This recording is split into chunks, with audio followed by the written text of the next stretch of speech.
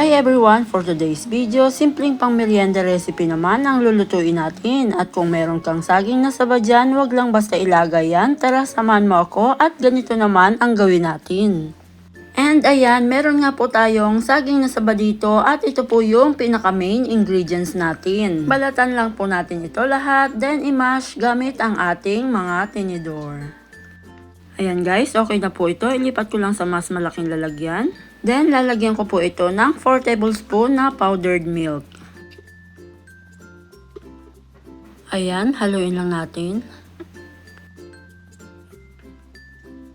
And after nyan, lalagyan ko din po ito ng vanilla. Tapos, haluin lang po ulit natin. And after nyan, maglalagay po ako dito ng starch ng paunti-unti. Hanggang sa makuha po natin ang tamang texture nito. Yung hindi masyadong malambot at hindi rin po masyadong matigas. Yung tama lang na kagaya nito. At dahil madikit ito, lagyan natin ng mantika, syempre ang ating mga palad at ang ating panukat.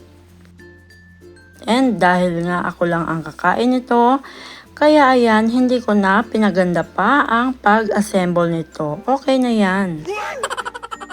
Ngayon naman, painit lang tayo ng kawali at nilagyan ko lang po ito ng konting mantika. And lulutuin po natin ito sa pinakamahinang apoy hanggang sa maging ganito na po ang kulay niya. At baliktarin na nga po natin ito para maluto naman yung kabilang side.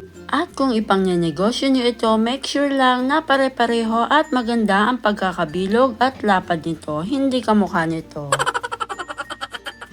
Ayan, luto na siya at hindi pa nga natin ito lalantakan dahil i-coat pa natin ito ng asukal. Kung natatandaan nyo po, hindi po tayo naglagay ng asukal kanina. Ayan, i-coat lang po natin siya ng ganito. And guys, please don't forget to subscribe and click the notification bell para ma-notify po kayo kapag may bago tayong uploads. And i-comment nyo na rin po kung saan lugar nyo ito pinapanood para alam ko kung saan na nakarating ang ating video. Thank you! O ayan na mga mi, napakabilis lang at ready na po ang ating masarap na pang merienda at napakasarap po nitong ipang partner sa kape. Tara guys, kain po tayo! And thank you for watching guys, sana ay nagustuhan at masubukan nyo ang recipe ito. God bless po, bye bye!